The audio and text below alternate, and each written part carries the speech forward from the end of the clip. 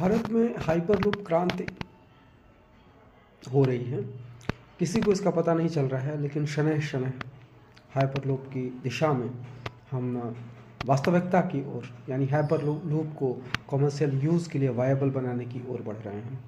और जब मैं कह रहा हूँ तो ये फ्लूक नहीं है, बल्कि ऐसा है कि भारत की एक प्रतिष्ठित संस्था है IIT चेन्नई। तो IIT चेन्नई को फंडिंग मिल रही है भारत सरकार से, रेलवे मिनिस्ट्री से।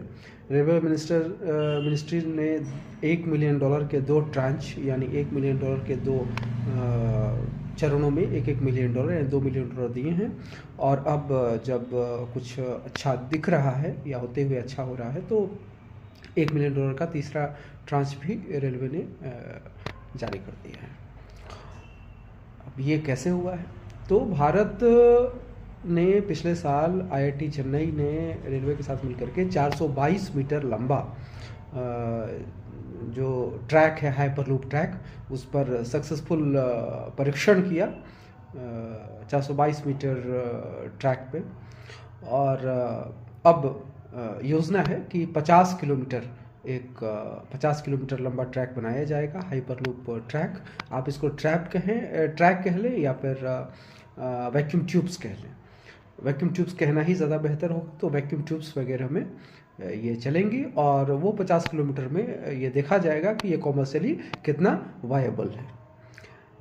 Hyperloop basically magnetic levitation technology पर आधारित है। अब मैग्नेटिक लेविटेशन टेक्नोलॉजी का अर्थ ये है कि इसमें जो फ्रिक्शनलेस होता है इसमें सफ़र, और ये मुख्यतः मैग्नेटिक लेविटेशन के आधार पर होता है। तो 2 मैग्नेट्स होती हैं, एक मैग्नेट ट्रेन में लगा होता है और एक मैग्नेट जो है वो वैक्यूम ट्यूब में लगा होता है। और इस प्रकार से बिना निर्वात में ये ट्रेन सफ़र करती है और बहुत तेज़ गति, एरोप्लेन के 2 गुना तक चलने की संभावना इसमें है।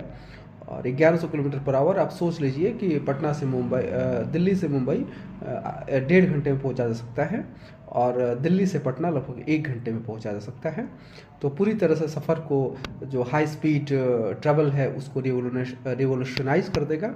और इसमें गर्व की बात यह है कि हम लोग दूसरे देशों से आगे ही चल रहे हैं। सबसे लंबे ट्रैक पर हाइपरलूप को चलाने का रिकॉर्ड भी भारत ने ही बनाया है। दूसरे देश भी कर रहे हैं।